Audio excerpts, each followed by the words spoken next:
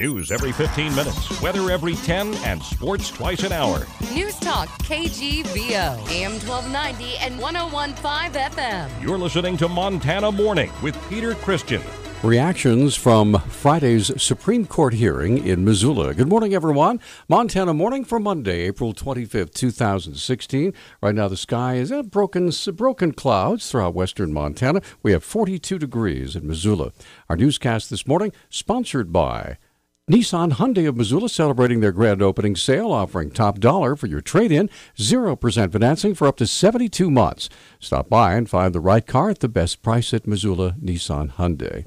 The Montana Supreme Court heard arguments Friday morning at the University Center ballroom from both parties in the Mountain Water condemnation case. First to address the court was Brad Luck of Garlington Lawn and Robinson, speaking for the defendants, Mountain Water and Carlisle Partners. He reminded the court that the city has tried twice before to take the utility by force, and each time has been refused. We believe that the required rigorous review of the record will indicate that the city of Missoula, taking its third bite at the apple, failed as a matter of fact and law to meet the rigorous requirements of the Constitution, the considerations of the prior Mountain Water litigation, and the wisdom of Justice Sheehy. Speaking for the city, Harry Schneider refuted Mountain Water's claims. The judge, Karen Townsend, did not consider the facts of the case, but acted solely on political philosophy. The district court endorsed a scheme under which public ownership always will prevail. Crafted tests that always disfavor private ownership. That is not, in effect, saying that she was predisposed and didn't pay attention to the evidence, only a philosophical bent. That's not what should happen in any Montana courtroom,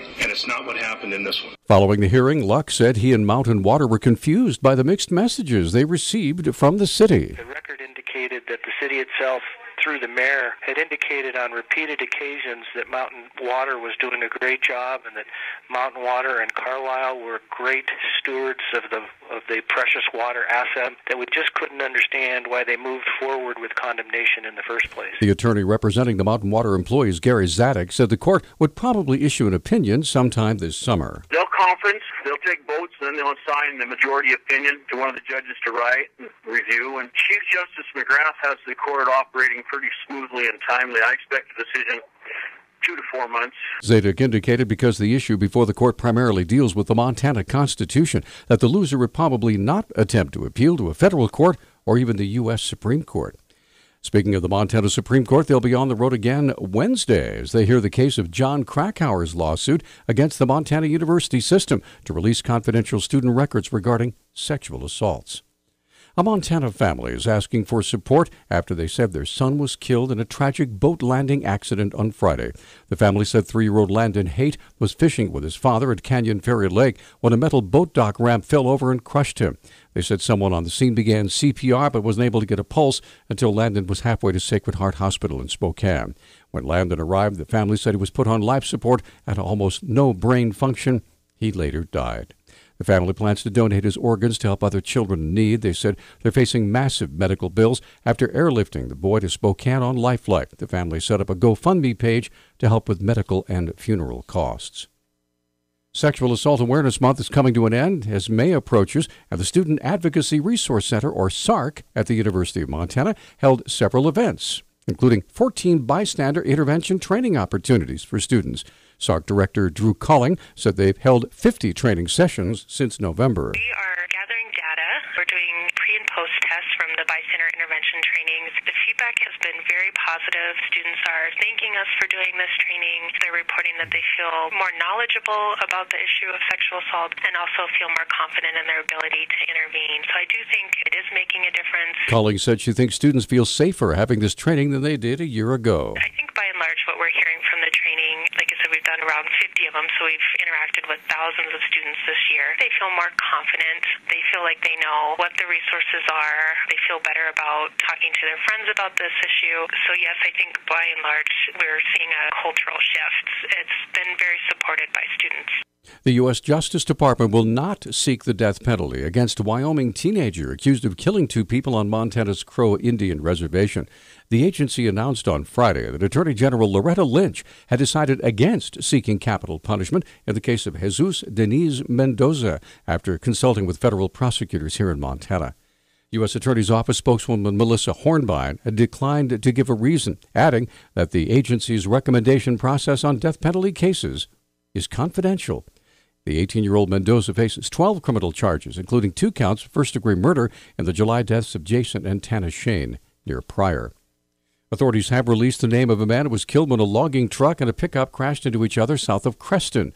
The Daily Interlake in Kalispell reports 52-year-old Donald Spranger Jr. of Big Fork was driving south on Montana 35 when his pickup crossed the center line and crashed into the logging truck on Thursday. The man who was wearing a seatbelt died at the scene.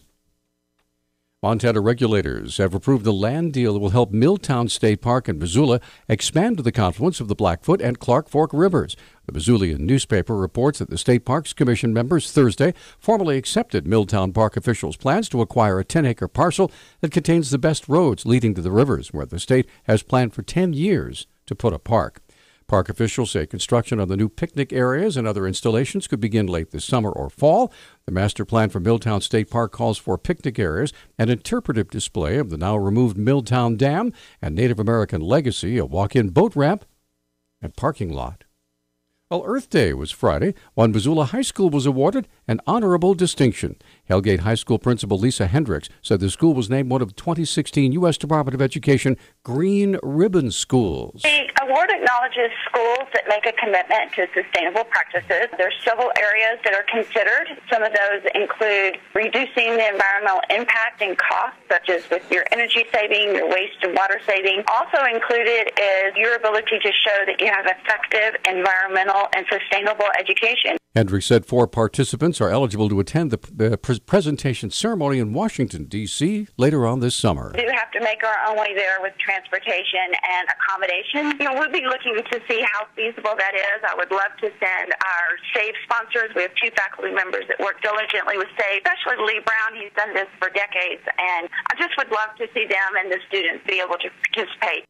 The award was selected by the U.S. Secretary of Education, John B. King. Finally, many glacier and Chief Mountain roads are open to vehicle traffic at Glacier National Park following their winter closures. The Daily Interlake reports the park made the announcement Friday. Avalanche danger has temporarily halted snowplows on going to the Sun Road, which remains open only to hikers and bikers. Park officials are encouraging visitors to be cautious in light of the avalanche risk. Our News Talk time now is 6:12. News Talk, KGVO. Missoula's official weather station. Patchy fog this morning will give way to mostly cloudy skies. High temperatures will top out in the upper 50s. A chance of showers during the afternoon with rain likely tonight. Overnight lows in the mid-30s. I'm meteorologist Brooke Foster for KECI 13.